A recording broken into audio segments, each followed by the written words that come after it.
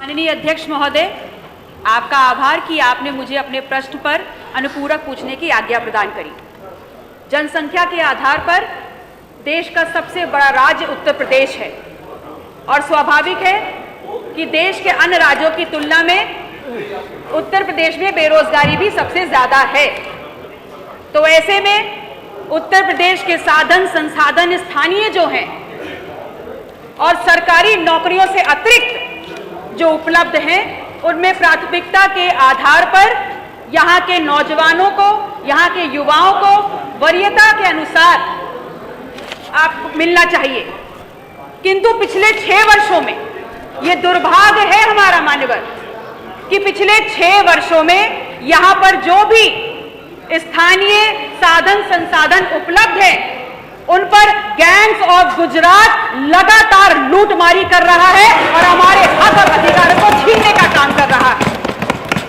और उत्तर प्रदेश का युवा और नौजवान अपने आप को ठगा महसूस कर रहा है, अपने आप को लुटता देख रहा है और लगातार आपकी तरफ आशा भरी निगाहों से देख रहा है। स्थानीय नौजवानों के प्रति सरकार का जो ये उदासीन रवैया है और जो उपेक्षा कर रही है स्थानीय नौजवानों की, उसके कारण ही यहाँ का युवा नौजवान आज ठेला खोमचा लगा करके पकौड़े तलने को मजबूर हो रहा है, सिगरेट और बीड़ी पीसने को मजबूर हो रहा है। इसी संदर्भ में मैंने अपना प्रश्न पूछा था कि क्या श्रम और सेवायोजन मंत्रालय प्रदेश में स्थापित उद्योगों में 50% रोजगार स्थानीय बेरोजगार नौजवानों को देने हेतु कानून बनाने पर सरकार विचार करेगी?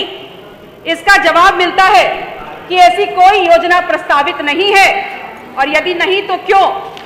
तो जवाब आता है प्रश्न नहीं उठता।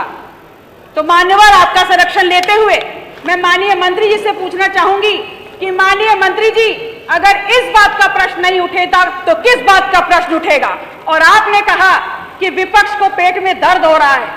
अभी नहीं कहा, तो आपने पूछा नहीं, बताया जो चर्चा है उसमें पेट दर्द तो स्वाभाविक है, सर दर्द भी हो रहा है। और इस बात का आपसे पूछना चाहते हैं कि आप और आपके साथ जो अन्य आपके सहयोगी जो सत्ता में सत्ता का सुख भोग रहे हैं और दलित और पिछड़ों के हक में बात करते हैं, वो आज जब हकमारी हो रही है तो अपनी आवाज बुलंद क्यों नहीं करते? हम आपसे ही पूछना चाहते हैं कि क्या प्रश्न करिए। प्रश्न सर उसी पे हाँ प्लीज।